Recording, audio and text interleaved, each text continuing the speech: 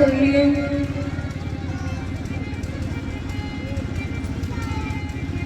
कोई संत इसका तीसरा भाव बताते हैं कि भगवान ने नेत्र बंद कर लिए कि देखो हम तो आए थे लीला करने, माखन मिश्री के लाए, और या पूतना आई जहर पिलाने। वो भोले बाबा जहर तो मुंह पे वो ना जाए, और जहर पीने का अच्छा एक्सपीरियंस किसे है? भोले बाबा। तो भगवान नेत्र बंद करके भोले बाबा का स्मरण कर रहे कि बाबा आ जाओ, तुम्हारे वैरायटी वाला खाना पीना है, हमारे बस की बात नहीं है, आप आओ और इसका पान करो।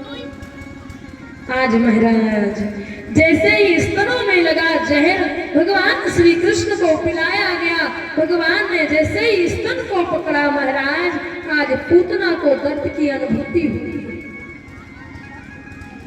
जैसे ही दर्द का अनुभव हुआ, पूतना ने कहा लाला क्या करता है, छोड़ तो सही। भगवान की आत्मा से सुंदर वर्णन स्मरण सुनाई देता है, ओ मौसी हमको तो पकड़वो आवे, छोड़वो तो हमको आवे ही ना। बात सही है कि गलत है? भगवान एक बार अगर अपने भक्त को पकड़ ले फिर कभी छोड़ते नहीं। भगवान तुम्हें पकड़े तब तो कोई फायदा है। जिस प्रकार हमें कोई पकड़ता है ना, तो उसका डर रहता है कि पता नहीं ये कब छोड़ दे, है कि नहीं? संसार में कोई हमें पकड़ता है, सहारा देता है, तो उसका सहारा है कि वो कभी भी छोड़ सकता है। लेकिन परमात्मा का सहारा ऐसा है कि अगर परमात्मा ने एक बार हाथ रख दिया, क्या वर्णन। जब दर्शन करने जाते हैं तो हम भगवान को देखते हैं, विचार करना है एक बार भगवान हमें देख ले। बोले मैं अगर देखूं तो देखूं, तुम ना मुझको देख लो।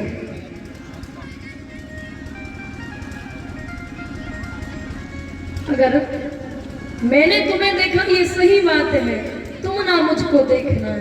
अगर एक बार तुमने देखा ना तो इस संसार में मशहूर हो जाऊंगा मैं, इस सारे संसार में। क्योंकि मशहूर कौन होते हैं? जो भगवान के भक्त होते हैं, जिनका नाम होता है पागल। भगवान के जो सच्चे भक्त होते हैं उनका एक नाम है पागल। बोले क्यों? बोले ये तो ढोंग करते हैं, भगवान की भक्ति का ढोंग करते हैं। बोले क्यों ऐसा बोलते हैं? क्योंकि वो तो भक्ति कभी कर नहीं पाएंगे, वो भक्ति कभी कर नहीं पाएंगे। आप करते हो तो जलन होती है, इसलिए आपको ढोंगी बता दिया। बोलो कृष्ण कन्हैया लाल की। आज इतनी पीड़ा हुई, पूतना महल से भागी, अपने स्वरूप में आ गई। भागती भागती गांव के बाहर पहुंची, जमुना किनारे भगवान ने पूतना को अपना निज धाम दे दिया।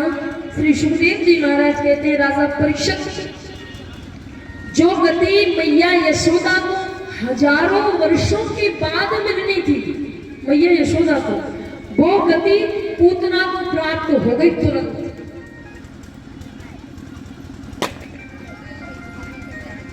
जो गति भैया यशोदा को 1000 वर्षों के बाद मिलनी थी, आज पूतना को तुरंत मिल गई। क्योंकि पूतना ने भी वही काम किया है जो काम एक मैया करती है। दूध पिलाती है कि नहीं पिलाती? बोले वो तो राक्षसी थी, दुर्गंध आनी चाहिए। आज श्री सुखदेव जी महाराज कहते हैं, राजन जिस जीव को परमात्मा ने स्पर्श कर लिया, क्या उसके शरीर से कभी दुर्गंध ही आ सकती है?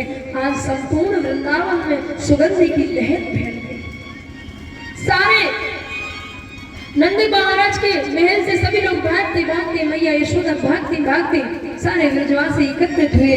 देखा भगवान पूतना के वक्ष स्तंभ पर क्रीड़ा कर रहे हैं, ठाकुर जी को नीचे लाया गया।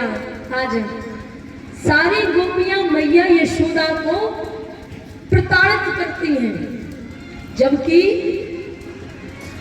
ग्रामों के राजा हैं नंद बाबा और नंद रानी, लेकिन गोपियों का भाव देखो। मैया तूने लाला काहे को नयो, अरे अपने लाला को या बात नहीं देना चाहिए, तू तो बड़ी भोरी है, काऊ को भी लाला दे दे।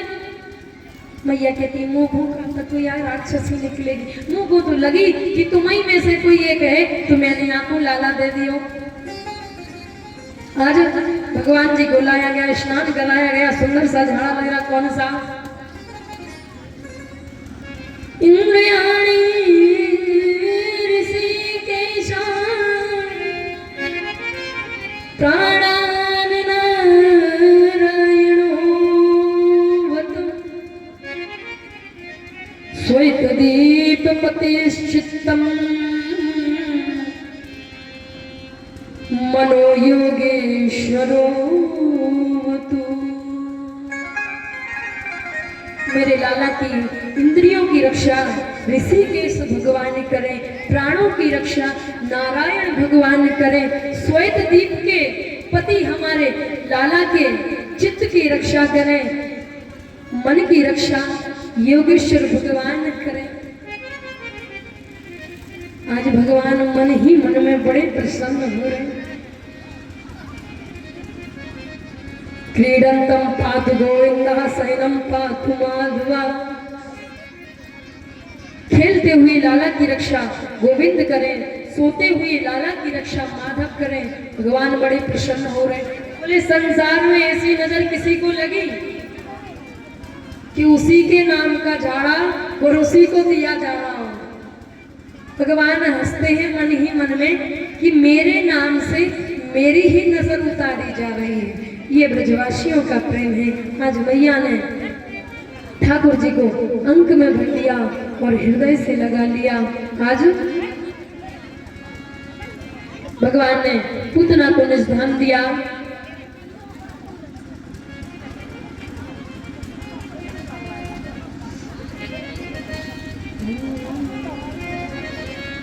छह वर्ष के 6 महीने के जब ठाकुर जी हुए तो सक्तासुर नाम का एक दैत्य आया।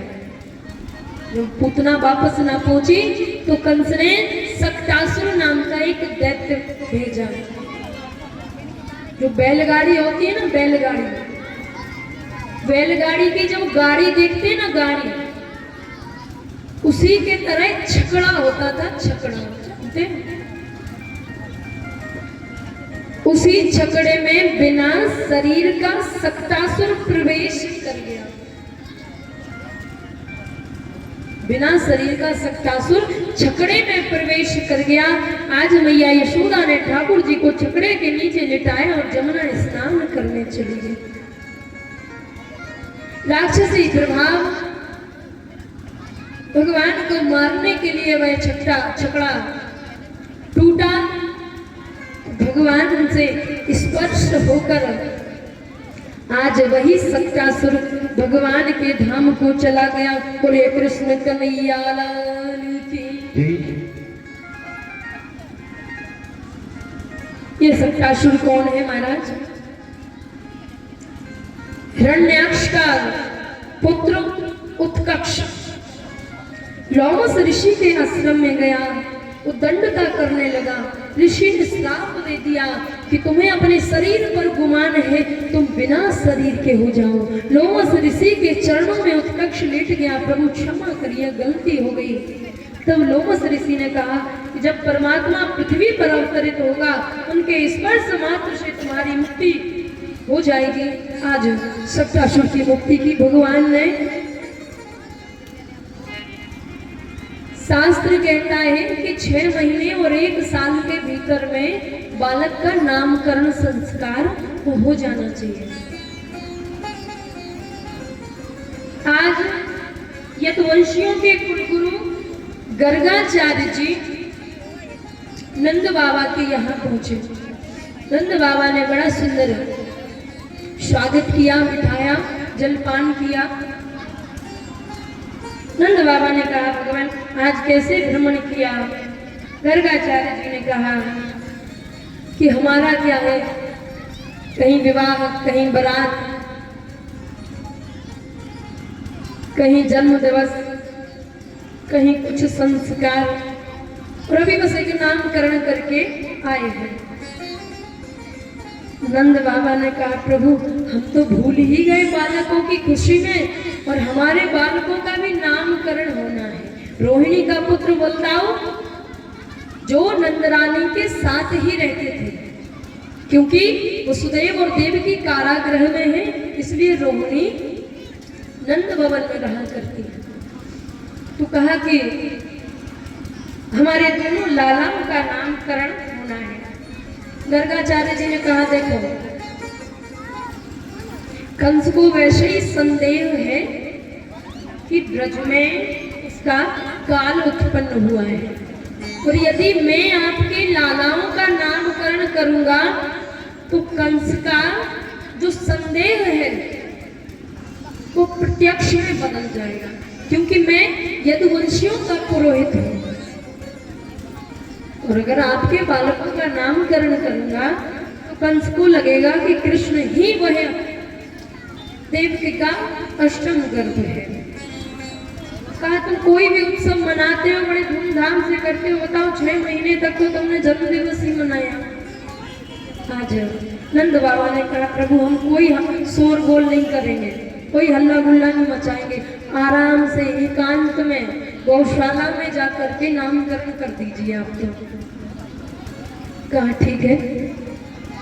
संपूर्ण तैयारी की गई।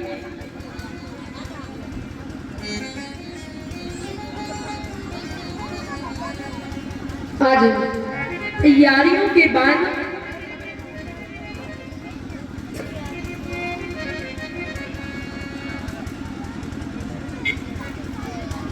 जैसे गौशाला में नंदरानी, मैया रोहिणी, ठाकुर जी, बलदाऊ जी और गर्गाचार्य जी पहुंचे,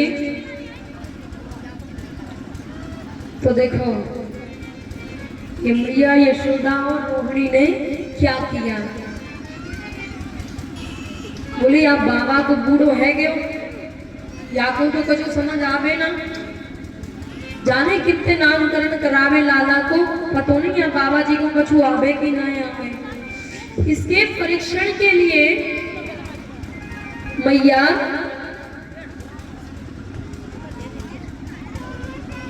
यशोदा ने बलदाऊ को अपनी गोदी में लिया और रोहिणी ने कृष्ण को अपनी गोदी में लिया। आज जैसे ही गोदी में लेकर के बैठी, वो सामने गर्गाचार्य जी हैं। मैया यशोदा ने कहा देखो अगर ये बाबा कछु जानते होगो ना तो ये बता देगो हमें कि कौन किसका लाला है, कौन किसका लाला है। तो लालाओं को बदलकर मैया बैठी। आज जैसे ही गर्गाचार्य जी ने ठाकुर के दर्शन किए, नेत्र बंद खोल करके ध्यानस्थ,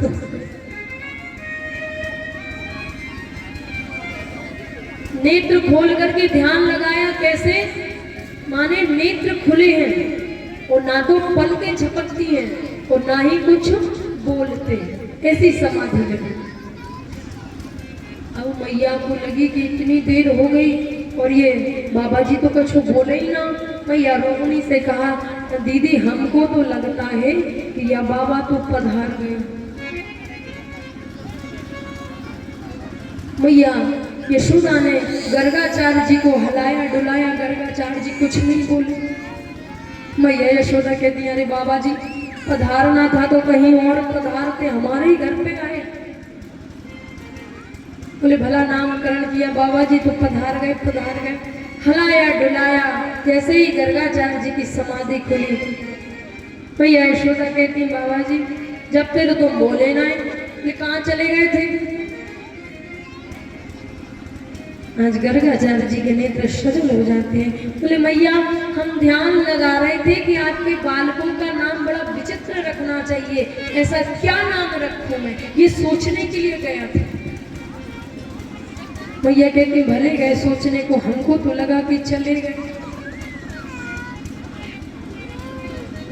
आज जैसे ही बालकों को बदलकर मैयाएं बैठी हुई थी, गर्गाचार्य जी ने कहा अहम ही रोहिणी पुत्र रमयन सुहदो गुणी आख्यास्यते रामीति बलाधिक्याद् बलं विदुः।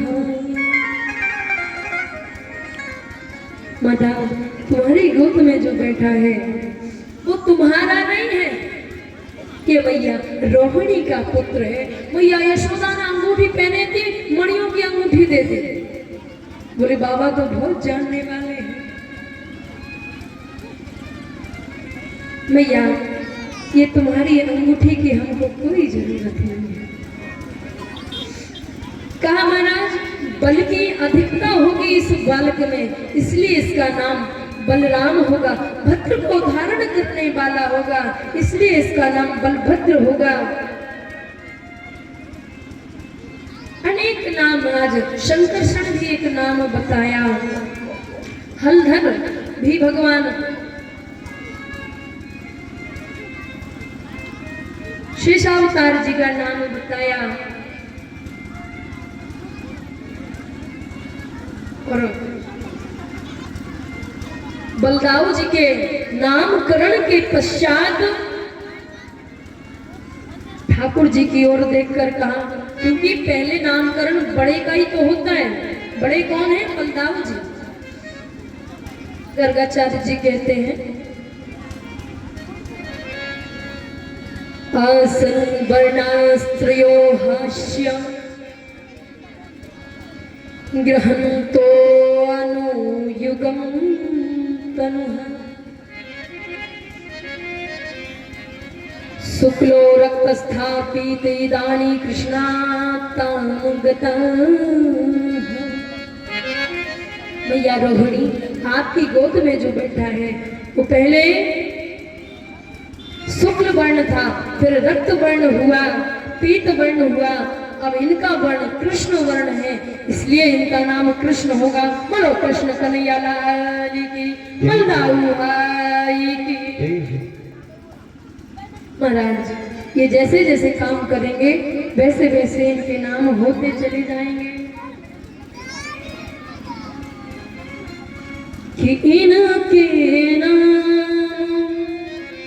अनेक अनूपा, इनके नाम अनेक अनूपा।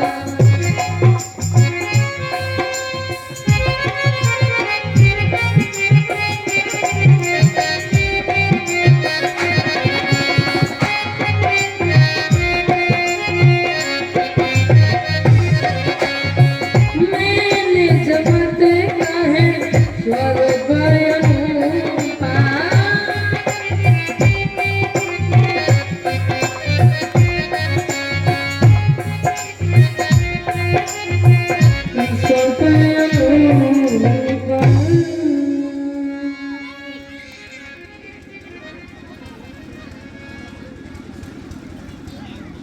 आज भगवान